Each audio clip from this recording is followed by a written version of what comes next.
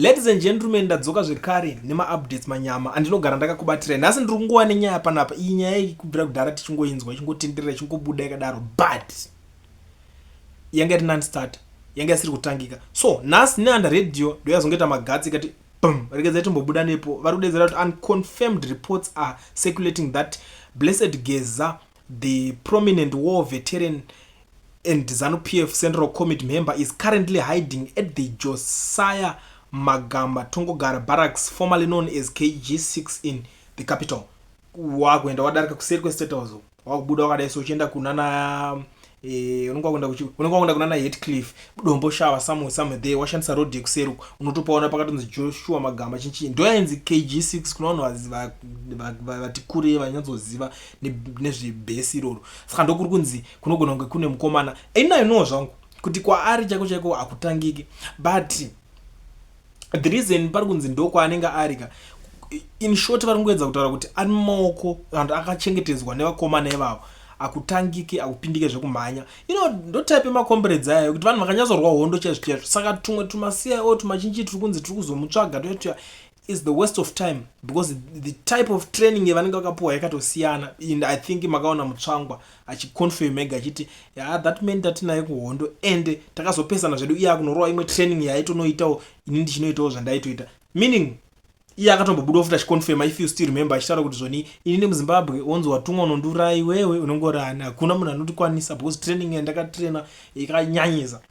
Muri kuona nyaya dzipi. Saka zvese zvingoreva kuti this guy is untouchable, ndo zvazvinongoreva panapo kuti haatangike. Zvimwe zvese zvekutaurwa mafanisi, ndo nyaya iri kungoedza kutaura kuti relax, muri kutambisa nguva. But inini ndakatarisa nyaya iyoyika, pane zvimwe zvinhu zvokuti tinongoswerera senyika tichingonzi takazomutsvaga takazodai maminista anenge achibuda achita noise ana Daniel Garwe. There is this picture da kuti mumboona, this is Daniel Garwe nevamwe vake vanga vaenda nayo, and uyu munhu patient ari muchipatara uyu victim reaccident.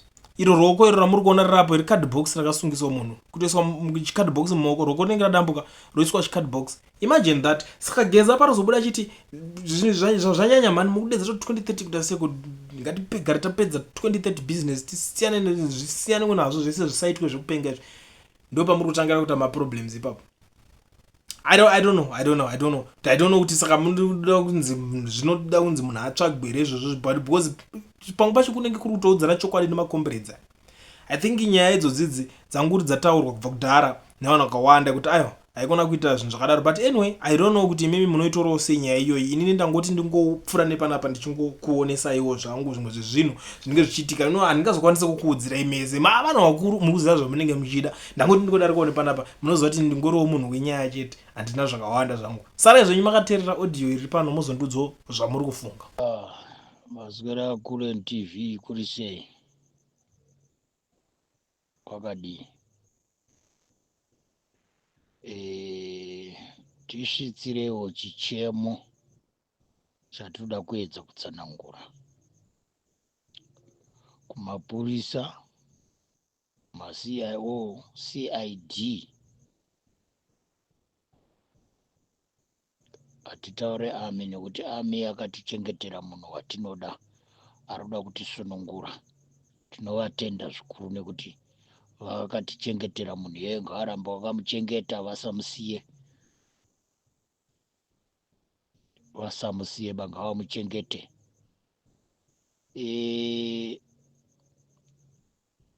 Titaurirei kumapurisa, kumukuru wemapurisa, mukuru weCIO nemukuru weCID kuti vanhu vari kuti mukabata Geza mabata moto. Kubata Geza mabata moto. Zvatichaita isusu hatina mhosva. Ari kuroja pamba pangu kana ari mupurisa tinorova tobva tamudzinga. Mwana wako kana ari kuchikoro kwatinoziva bedzi tinoteera tichiponda. Ibvai matoregera zvese izvozvo zvekuda kuti ibvai matongoregera mukaramba muine mweya iwoyo, ziyai kuti tiri kuteera mudzimba dzenyu tichipisa. Anemba tinopisa, hatimborika, we are ready, taakutogadzira mapetrol bomb izvozvi tichimirira signal. Mapetrol bomb tiri kugadzirira anything, tiri kugadzirira kuti tikwanise, kana iri hondo ngaitoita hondo nemapurisa, hatisi kumboita zvekutamba. Tatambura kwenguva refu muchitsigira munhu ari kutambudzai mibhutsu, jombo chaiye hamuna. Mapurisa taiziva ari mapurisa chaiwo anopfeka uniform inoyevedza uye nejombo inoyevedza, inopenya, inoainwa. Ndo zvataiziva isu. Mapurisa aiti achisvika pawaiona kuti mupurisa zvechokwadi. Zvino izvi hakusina mapurisa, mabhutsu ndeyekutoita kukwereta. Purisa anofamba akabata ningirikiri bhanduru remuriwo, mavheji kuda unopa mhuri. Iwe ndopotumwa kuti ndizvozvo kana kunorova vanhu vanenge vachida kudemonstrata. This time chakachaya. Mucharohwa zvokuti hamuzombofa makazviita futi izvozvo. Muri kukanganwa 17 kuti makarohwa. But this time tichakurovai futi zvakaipa. Tichakurovai saizi inokwana kunze kwenyika nemukati menyika. Ziyai kuti kunze kwenyika kune vana venyu. Vese vana vevakuru ngavaziye pavari kunonohwanda this time. This time tiri kutotsvaga dzimba nedzimba izvozvizvi. Tiri bhizi kutsvaga kuti mwana wanhingi anogara kupi, mwana wanhingi anogara papi. Tiri bhizi.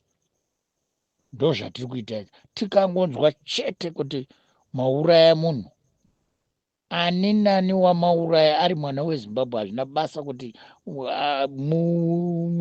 ndewezano, hazvina basa kuti ndeweopposition, hazvina basa kuti ndewechii. Chero munhu wamunenge mauraya kana kuti wamunenge maponda chete, watinonzwa kuti maponda chete, ziya kuti nevana vako nemhuri yako iri kubva yafa.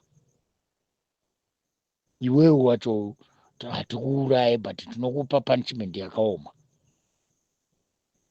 Ndo zvatinoda kutoita izvozvi. Iwewe wakatarisa mhuri yako yafa, tichikupanicha. Ndo zvatinoda kutoita izvozvi. This time it's a warning. Taakutopa warning.